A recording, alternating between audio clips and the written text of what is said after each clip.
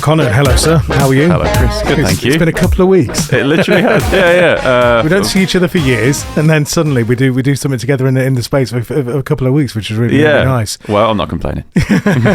So you came to the Sonic Boom shop in Burton-on-Trent, and we did... Well, you did a performance, and then I sort of did a slight sort of Q&A thing in between the songs that you played, and people really liked that.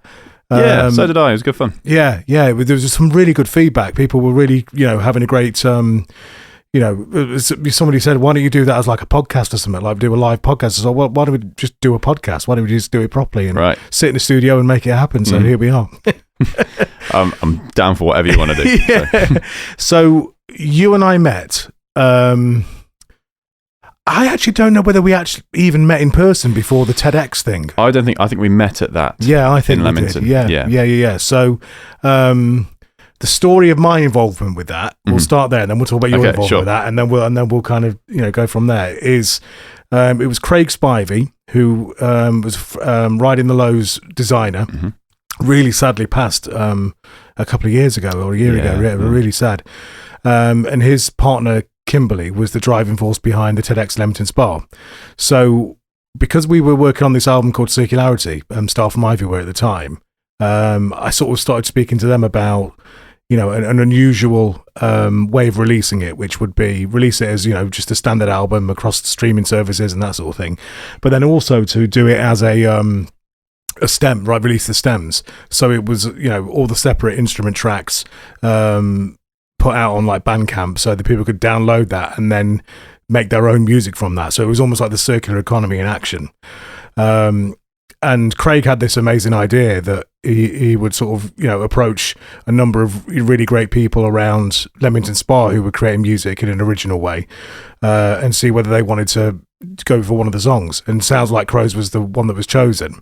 And then this EP called Sounds Like Crows was the thing that was sort of released to coincide with the TEDx, which it was called Rhythm, wasn't it? The theme of the if I recall, I think it was. Yeah. Good memory. Wow. Yeah.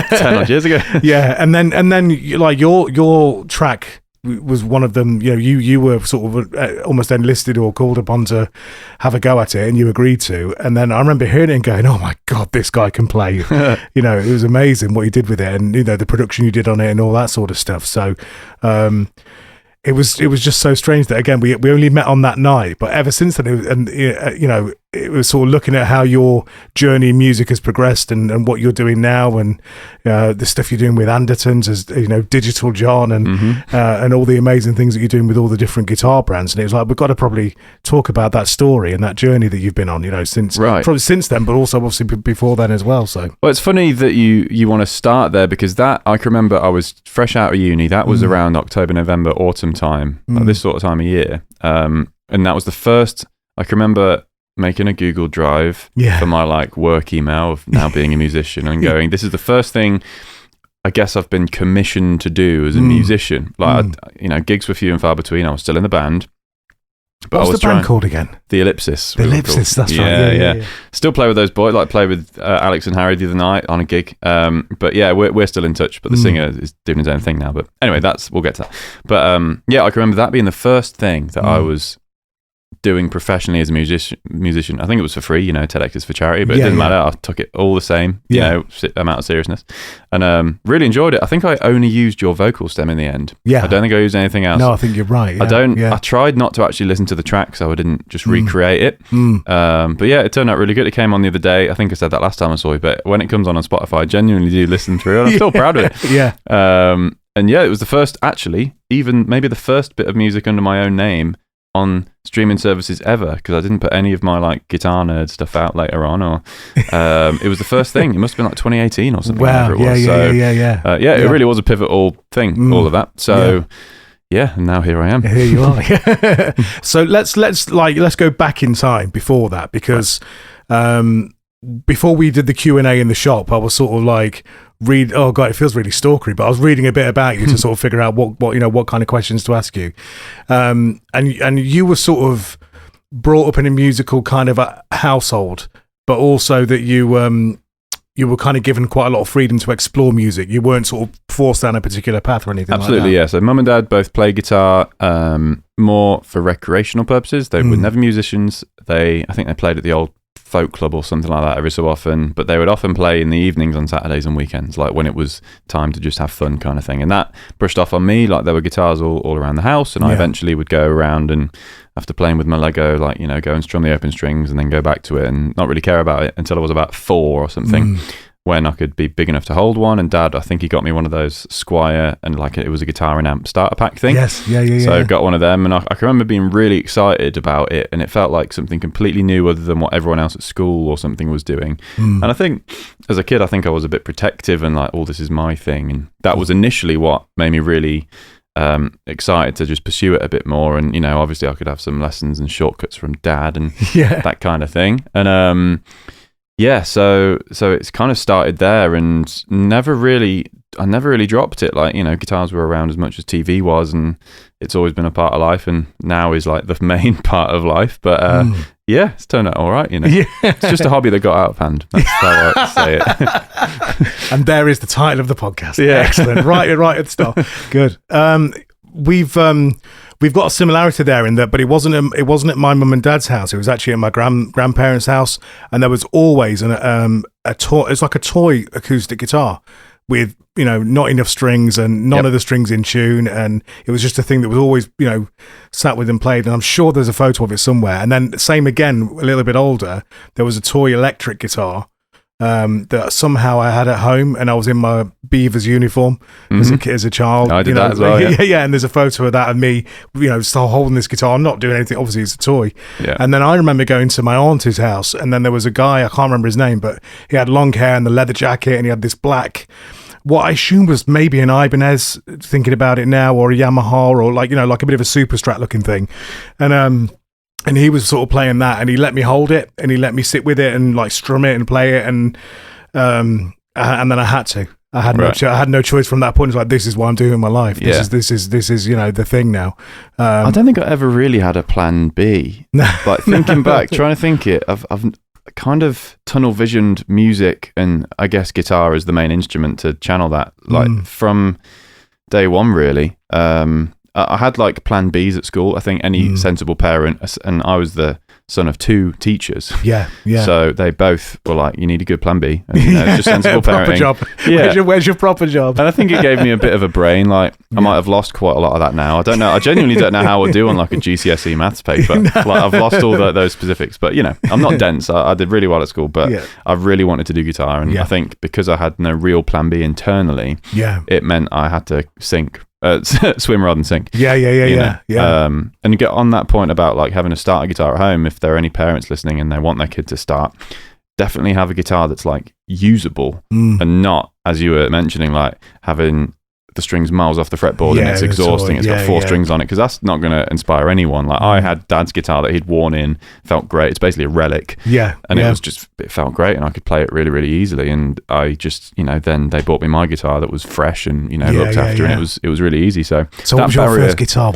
So there's a Squire, but did you have like excuse the terminology, but did you have like a first proper guitar? Yeah. So I had I think before even that Squire, it was like a 3/4 size classical nylon string. The classic, let's see if he enjoys this thing called guitar. Yeah. Then it was the Squire when I was taking it a bit more seriously, playing electric. And then straight out the Argos mag, both of them, weren't they? Yeah. It's still a great guitar. It's at Dad's house now, but really good bit of kit. And then after that, it was an Epiphone Les Paul Custom, which I got from a friend. So a family friend's colleague at work, who didn't want it anymore, and it was like their internal eBay where they just sold things between co-workers at somewhere like Asda or like Walmart, who owned that. Anyway, like got it from them, and it was a bit beaten up, but the action was awful on it, like really close to the fretboard, so it was really easy to learn on. So I learned really most of my guitar muscle memory on that Les Paul. And still love Les Pauls now. So that was my 4 or 5 years, all the way up to like end of GCSEs. So most of my learning was on that. Then I got, I think, a Schecter, then a PRS, and then after PRS, it was like I was a musician, and then joined Chapman, and I've skipped over loads here, but it's I didn't really start getting loads of different tools, which is how I see them now, because it's part of my job where I need to do a brief most of the time. If I need to do a country thing, I can't use, I could use a Les Paul, but I need to use a Telecaster. Yes. And for those who are listening who aren't guitarists, this may get a bit dry for a minute, but like I kind of see it now, and this may enable some people, but I see it as like a necessity, especially in like the gigs that I do. But it's like you need every sized Allen key, because one of them will fit and the others won't. Yeah. And I know that's very pretentious of like, oh, it's just art, it's all subjective anyway. But like, if people are paying me money to do a job right, I feel like I need to do the job right with the right tool. So that's why I have a couple guitars now, and that's why I think loads of people do. They're like, surely one guitar is enough, and it's like, don't know. Like, you need the different Allen keys. So there's always one more, I find. Well, there is that. Yeah, I'm trying not to double up on specific types. That's what I'm trying to stay away from now, because minimalism is a good thing as well. No, very true. So I think for me it was not a couple of Encores. I had a white Encore, which was a Super Strat shape, and then an Encore Les Paul shape guitar, which was really heavy. I remember that Les Paul being really heavy. And then my first proper guitar was a Strat. It was a Candy Apple Red Strat. It was 1996, I think. Yeah. Really like great USA, mum and dad really, saved up, and it was like that time when you have like 3 Christmases at once, you know what I mean? Like that was Christmas for about 3 or 4 years, just in this one thing. That's great. USA Strat. Wow. Yeah. That's as old as me, 1996. I really want to find a guitar from 96. Really? Yeah. I've still got it now. It's not got any strings on it in the minute, because I want to refret it. I've never set it up or refret it or anything. So it's probably in better nick than me. That was my quite a few mods I did to that. I got some lace sensor pickups and a black scratch plate, and then I swapped that for a white scratch plate with black pickups, because I wanted that Billy Corgan. I was obsessed with Billy Corgan, still am. But that's kind of the guitar I keep going back to. But it's funny because live now I do lean on the PRS quite a lot. Yeah, that's it's a bit of a. I'm the same. I love my PRS. It does every job. Yeah, and if you have to pick one guitar on a desert island, it should be that kind of guitar that does everything. So I'm the same at the minute. But that'll change. I'll go back to a Les Paul, and then I'll have a Telecaster phase, I'm sure. And that's all part of the fun. Yeah, absolutely. So you've done uni. You've done the Circularity EP, and then like the guitar world really sort of starts to open up for you. I imagine it was a bit of a slow burn. It obviously nothing came all at once, but you're now a professional guitarist who earns a living from music, and my day job, I don't do that as my day job. I have a different day job, and I'm always in awe of people that manage to create a livelihood and an income from music, because it just seems so out of reach, right.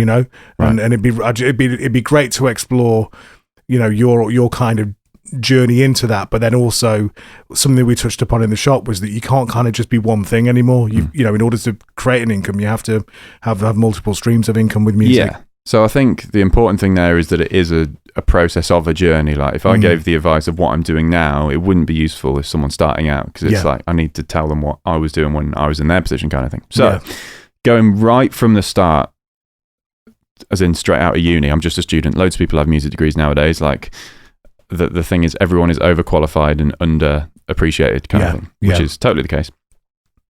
So I left uni, and then I started posting videos on Instagram because I had free time, which is the main thing. I did my dissertation and all my uni things, and I was like, right, what do I do with this free time? And I had the luxury of living at home with mum and dad, and they were like, right, you just do what you can for the next 6 months, and eventually we're going to start pestering you to get a job and make money. But like I got a scholarship through working hard at A level, so like I had money, and they looked after me. They're great parents. Very lucky, and I owe everything I'm doing now to them fundamentally. So if you have a life circumstance where you can do it for free and not have any overhead life getting in the way, that's also really helpful. But film videos, put them on the internet, and internet being Instagram, because that's where the attention was, and I think still is. Like, good thing about Instagram is very short, quick, and easy compared to long form YouTube stuff or a podcast. Like, it's a lot more effort doing something like this. So I could just cover people's music, and because I produce music as well, and was a bit more of a producer, like, I could make music from the ground up. I wasn't just a guitarist. I could make music and covers completely. And that was really, I guess, nice when the artist saw that I was making their music from scratch rather than just covering their guitar part and slapping it on top. And I got way better just from doing music like that as well. I became a lot more holistic, and I understood harmony and EQ and compression and just, all the stuff I love now, really. And so I did that, made videos, and they got traction. Eventually, I started tagging the brands I was using. Yeah. And that was a big part of it. I wasn't a punisher, as people say. Like, I didn't comment at whoever every day or anything. It was just when I had the free time in between normal life and gigs, being in a band, I did that. Yeah. And one or two every 2 weeks, like not much. Yeah. And I don't think you should do too much, like, because you should let things breathe on the internet, like, and have a life as well. So that was, honestly, I was doing that for about a year, and then so it's almost a cumulative thing. Yeah, totally. Yeah, okay. Because there's always a thing about the internet where you think, right, it goes out, and then 4 seconds later, I'm going to check the reactions to see whether something's come up, and that's really soul destroying, because it might be 3 years down the line that something suddenly catches fire, or someone gets hold of it or something. And the algorithm always changes. Like, you can't be in control of how things are received, no matter how much time you put in something. It's just like, be detached by the time you press send, and then it does what it does. So that for about a year, and then so this was 2018, and obviously the world changed in 2020. So then everything went online. And I think, honestly, I was very lucky in the sense that I left uni at the right time, started making videos at the right time. Companies came along at the right time that weren't very established, as to the degree that they are now. And so this was effectively around this time. This was, sorry to interrupt what you said. I'm just trying to get a kind of image. So they were like, they sort of like were watching you. I guess, bit. They saw who you were, and they were probably like, thinking, oh, that's interesting. Let's keep an eye on this guy, kind of thing. And also, like, this guy is very attainable. Like, doesn't have much going for him. He's not, doing anything massive. Like, let's just see if he's up for stuff. And I was up for stuff. Yeah. So did a couple videos with brands, like, this was Neural DSP way back in the day.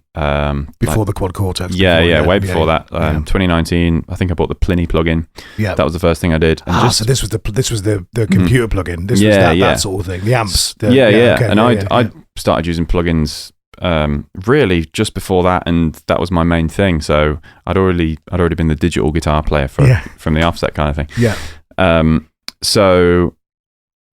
That was about a year, and then COVID hit, and then everyone went online, and I'd gained a few more numbers at this point, and brands started reaching out, because I guess they were like in panic mode, like, oh no, we need to make money still, and everything's going under, like, who should we send our stuff to?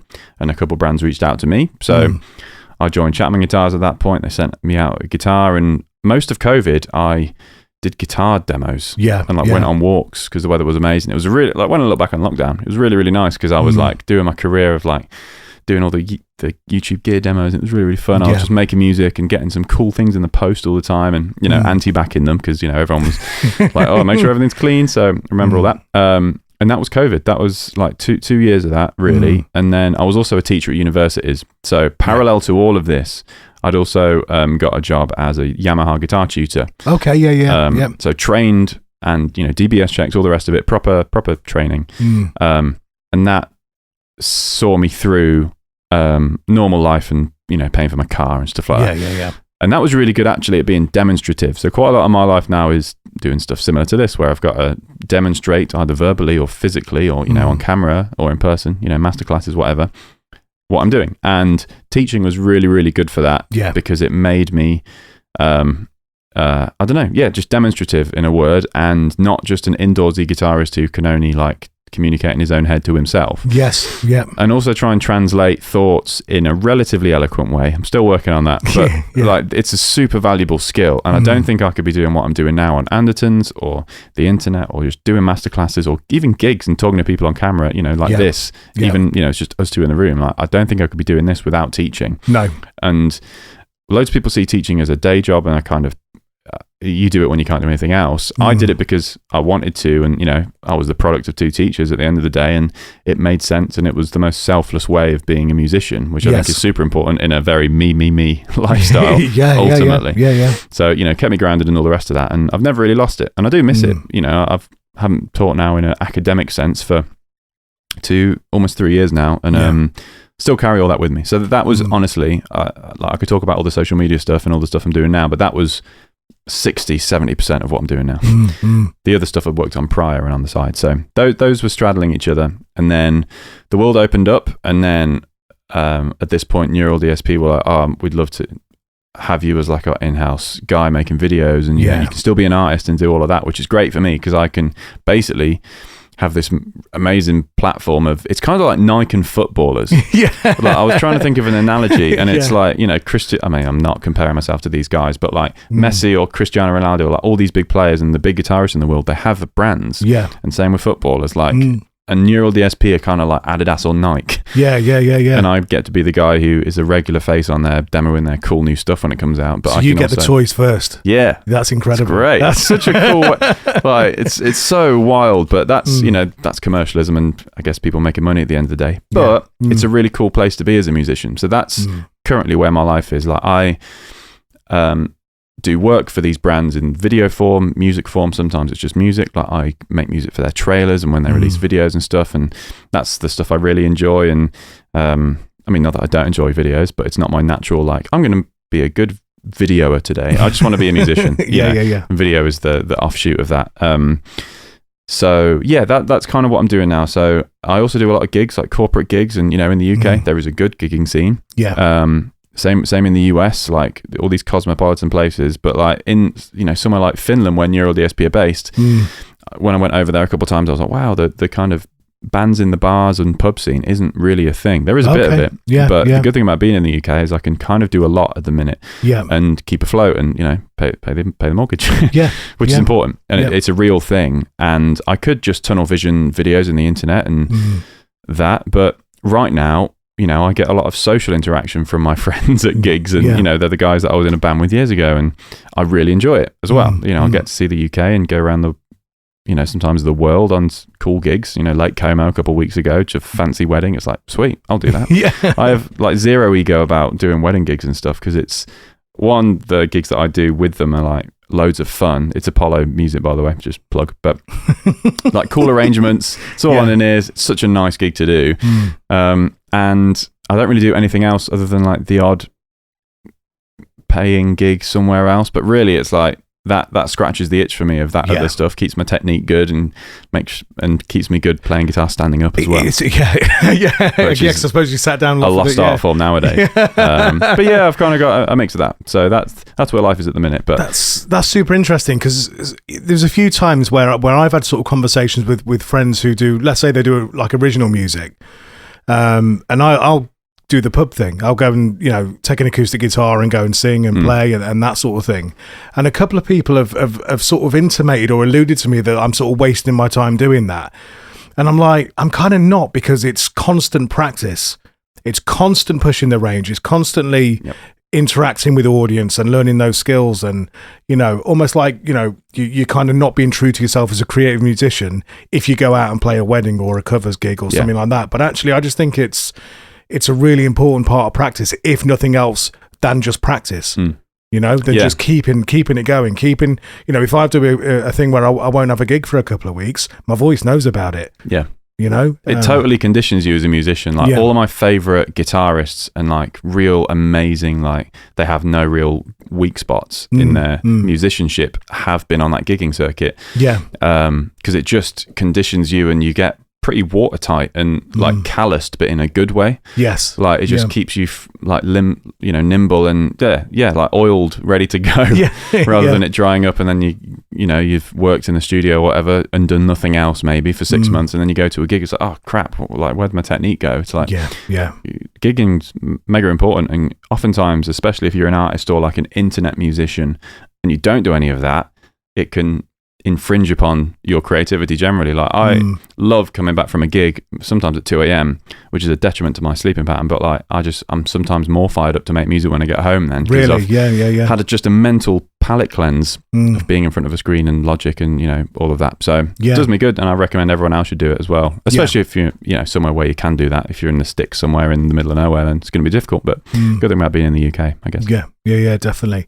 And I was just thinking then about maybe talking about, because what we've spoken about mainly is about electric guitar, and you know, the relationship with Neural is obviously electric guitar based, Chapman's electric guitar based, and that sort of thing. But you also are work with Taylor as well. And in fact, one of the most beautiful songs that I've heard of yours is Brighter, and that's obviously part of what you did with Taylor. Is that, I know it probably wasn't written for that, but it was around that time in that part of the journey where that sort of came about, wasn't it? Yeah, so I straddle between electric and acoustic quite a lot of the time. My current debate is whether to do offshoots of all these different styles for different projects online. But yeah, my acoustic life has been most of my guitar playing, actually. Like in COVID, when we couldn't play with anyone else, I just played a lot of guitar by myself, and that's what birthed that acoustic EP. Yeah. And Taylor sent me a guitar over that as part of all these brands reaching out to people, and I just played it all the time, and wrote an acoustic EP. And Brighter was the first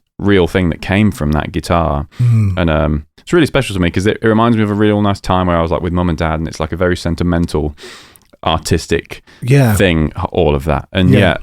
And similar to what I was on about earlier, all of my favorite players are really good on acoustic as well. Their technique is good on guitar generally, and it brings a different player out of you. It's kind of like can't think of an analogy right now, but like having a good set of a good running technique, whether you run with boots on or like Adidas trainers or something. Like if you can run, you can run. And I feel that's really good for just getting, better at guitar, being just competent at acoustic and electric. And it just led to different music, and I've really enjoyed that. So Taylor is the main brand that I use for that. And in terms of brands that I am kind of with and I can't use anyone else, it's really just Taylor. In terms of electrics, I'm not with anyone right now. I'm just enjoying playing the room. But Taylor, they've been very kind to me, and I love those guys. They've become pals. As of loads of these brands, but they're a good brand to champion, and I really like the way they sound. This is not a hollow endorsement. I think if anyone's thinking about this whole endorsement thing, use the stuff you like in the first place, and then if they form a connection with you, great. If not, keep using it. Totally. And there's one thing about there's one thing that's technique, but I think with the acoustic guitar, certainly from my experience, but also hearing the way that you use acoustic guitar, it takes a lot of control. And it's easy. It's easy to misfret, when you've got a close mic, when you've got and that sort of thing, and you have to be really tight. There's nowhere to hide. No, exactly. Yeah, and I think that's probably how I could have summed up what I said earlier very succinctly. Like with electric, it's such an easier thing to play. Yeah. It's like that kind of analogy I said about running with mountain boots. So you've got to have a good running technique when it's clunky and heavy and all that kind of thing, which is kind of how acoustic feels compared to electric. But it's really enjoyable. I would like to make more acoustic music. It's just my life's been very digital and stuff recently. So with the digital, in fact, you do digital so well, it's kind of your nickname. Yeah. Where did the nickname come from? So, with Andertons, if anyone's not aware, Andertons is a big music retailer in Guildford in the UK, and they have a big established YouTube channel. And in the middle of lockdown, when I was kind of teaching blended, as the phrase went, some in person, I can remember getting an email from Lee Anderton and Danish Pete, and it was like, "Hi, I think we're big fans of what you do," because I was with Chapman at the time. I think that's actually what the link was as well. Yes, Chapman artist. Because Chappers was there. He was the Rob Chapman, obviously involved with Andertons.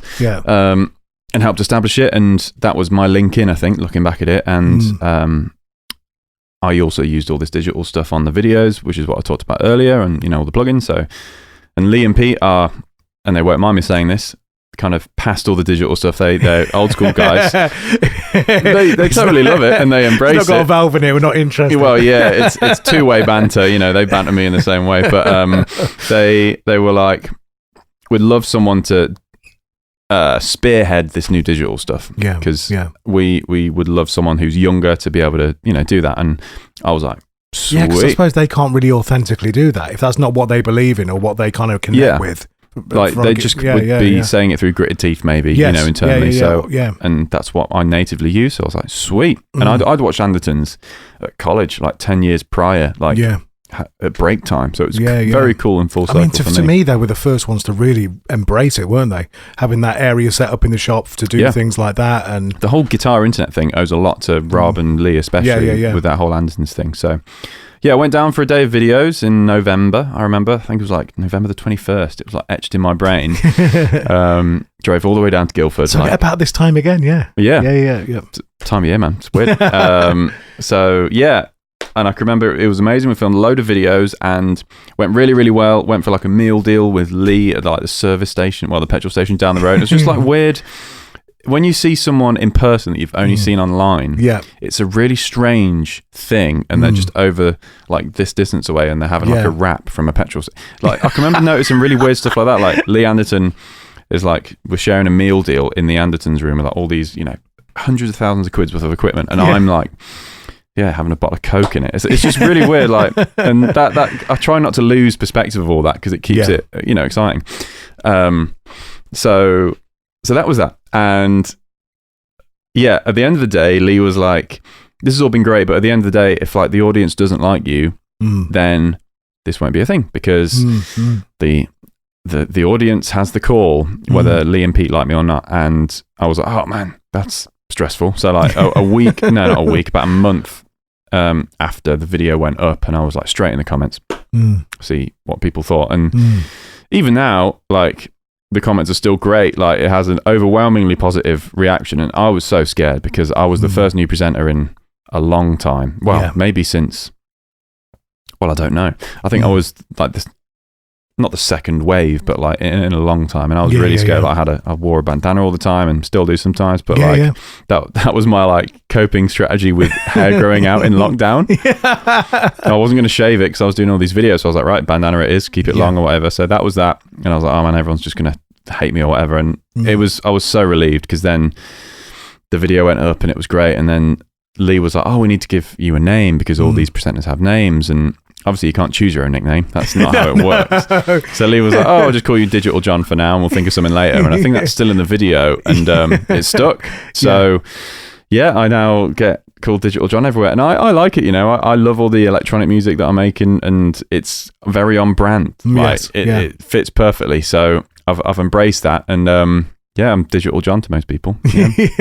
So there was the piece that you did, but it was a real dubstep influence thing that you put out quite recently. And I was like 14 when dubstep came out. So I feel like in that very formative couple of years when you're a teenager with like earphones in your head the entire day, dubstep was a big part of that, and just that like very punchy electronic aggressive stuff. And obviously I'm a guitarist, so I like aggressive music with distortion on it. So it's perfect. Interesting, because I remember that things like the Prodigy when they did their Law, which is that kind of thing, the electronic music with the big distorted guitars, and then also I think it was Chase and Status did with Necker. I can't remember what the song was called. Was it called Heartbeats or something like that? Do you know what? I've never got properly into Chase and Status. Not out of choice. I've just never had a phase. No, but that had that same thing. It had it was the dubstep thing, but it had some big kind of distorted guitar sounding thing on it as well. Like drum and bass is like a very UK thing. Yes, and I love bands like Pendulum and stuff, and they're very bandy. Yeah. So all that stuff I love, and I guess is just part of my DNA now. Yeah. So. Have you come across Peng Shui yet? No. Oh, they're worth a go. Oh, right. Similar sort of vibe. Link, yeah, definitely. So I think, to kind of start to round things up, I suppose, it's kind of pearls of wisdom time, really. And if there's somebody else who's getting going in this world, and, maybe seeing you online doing your stuff and thinks, how do I get to be able to do things like that? What kind of advice could you give? I think a blanket statement, and I said this when we did that thing in the store, is like, I've never understood fake it till you make it, because when people say that, it implies that you need to do something that you're not really aligned with, and then you'll basically carve out a life where you faked it, and then you've got to continue faking it. Yeah, I guess. Yeah, and I've never really seen it that way. Like I said with endorsements, like use the stuff you like, do the stuff you like and find enjoyable. You don't have to fake anything. And also, you will outwork anyone else because you don't see it as work, you see it as play. Yeah. And I think I'm a pretty hardworking guy. Like I was working before I came out here. I'll work, all the way through the week, and like when I'm not supposed to work on paper, because I don't see it as work a lot of the time. Like it is fun to me, but other people would see it as work. And I think that has been like the thing at my sleeve that has, I guess, given me a bit of an edge ahead of people who may see it as like, oh, I've done enough music this week, I'm just going to go and play PlayStation, or like go out and drink with some friends. Not that I don't have a social life. I do. Yeah. But I really, yeah. 2 birds, 1 stone. But yeah, I really enjoy doing this because I don't have to fake it. And if you start in the offset of like, oh, what should I do to fit in? Yeah. You'll probably not really enjoy that. Like maybe you fit in doing your thing. Great. You'll skyrocket through popularity wise, but it's often not the case. So as a very blanket statement, just be genuine. Yeah. Well, people sniff it, don't they? They sniff it a mile off. Yeah. It's like what we just spoke about with the Andersons guys. If they suddenly started doing loads of neural DSP thing, and it you know at a gut level, like they're just doing that because it's a new product, not because they kind of connect with that or that's their world in any way. Right. And you know, it's that sort of thing, isn't it? And the thing with that gig, like to go back on that point, the reason I think I got that gig was because I was playing something and I didn't get it 100% right. And I was like, oh, well, that'll do. And that detachment of what people think, I think, because I learned later on that they were having other people audition kind of thing in the same way to me. But that was what gave me the edge of like, oh, this guy actually isn't too precious about how people see things. Like he just does it the first take or, you know, something like that. And we can move on. And that's very much how life is professionally musically. Like you've got to, you know, time is money. You've got to do it first take on a studio session, not all the time, but you know, you've got to just like do the next thing and move on instead of obsessing over stuff. And it's a very fast-paced industry and you've got to keep mobile and adjust to that kind of thing. So that was a life lesson that I learned in retrospect, looking back on it when someone told me. I was like, maybe if I'd overthought it, I wouldn't have ever got that. Yes. Yeah. So that was lucky. But yeah, I think, you know, just go where your enthusiasm takes you, and that should lead in an honest and exciting direction, and you'll enjoy it. And because you enjoy it, you'll do loads of it. And because you do loads of it, you'll, I don't know, just have more opportunities. You know, the more places you are, the less likely it is that you'll miss stuff. And the more likely it is you'll be in the right place at the right time because you've done so much of it. Yeah, totally. No, it makes huge sense. How I look back on the last 10 years of me being a musician, really. Yeah. And just to finish with, what's next? Have you got kind of things that you'd like to do or things that you don't feel like you've achieved yet that you'd like to kind of have a crack at? And yeah, I mean, if a big artist came along, and I play for a few artists, but like if a kind of sideman lead guitar gig came along, you know, on a tour, I'd totally take it. I'd love to scratch that itch. I don't do much of that. Like the artist gigs I play for, we do a couple festivals, maybe like 1 or 2 tours a year in the UK or something, but a few abroad gigs. But I'd love to scratch that itch. That's, you know, I'd like to, by the time I pop my clogs, have most of the map in a video game way explored. And that's the one region where I haven't really done much of it. I've got loads of mates in that world, but then they want to do more of what I'm doing. So, you know, it's always the way, isn't it? But that would be fun if something comes up. Sweet. Time swap. That's what you need to do. Yeah, right. Yeah. And then just put more music out. Like I'm making loads, and I kind of alluded to it earlier, but I'm trying to figure out how to do loads of different musical genres. Obviously it's all me, but it's like, how do I market that? So that's my current thing. It might be different projects. It might, you know, just all go under my name. Who knows? But that's I just like making music in all these different styles with different people at the end of the day. So that's next year. Now I've had a big like life adjustment year of getting into things. I want to be creative again and put my music out. So. Beautiful. Yeah. And one last thing, just to see where you sit on this, AI and music, and how do you feel about that? Because it's a big conversation at the minute. Yeah, I think like anything, it can be a very good automation tool to get things done very quickly. And also, I also see it as something that makes it a lot more accessible to people. Like, say if you want to put music out and you need some artwork doing, AI can be really cool for that. I don't see as using a computer to make music as cheating, even though, you know, if you kind of take the stance that AI is giving people an easy time and like taking their creativity away. Music making tools like that have been around for ages. Yeah. Like, when you only got to look at Melodyne or Autotune or anything like presets on VSTs. Yes, like you can still change them afterwards. But sometimes they inspire stuff, and I think it's a cool creative conduit now. AI, especially with visual stuff. The music stuff's been around for a while with mixing. That's a bit dry and boring to talk about, but I use AI in mixing all the time to just like analyze things. But yeah, creatively, if you use it in the right way of like springboarding ideas and using it as prompts to, I don't know, to take your brain in new places, that's fine. Yeah. as a tool, as an assistant. Absolutely. I don't think it's the be all and end all in like your creative director. Just use it as a tool that you can discard or use, or whatever. Yeah, nice. Yeah, all good. Right. It's been ace. This is the first Sonic Boom podcast. Wow, no pressure. Well, thank you, Chris. We'll see. We'll look at the comments on this one. See how it goes down. Cheers, dude. Nice one.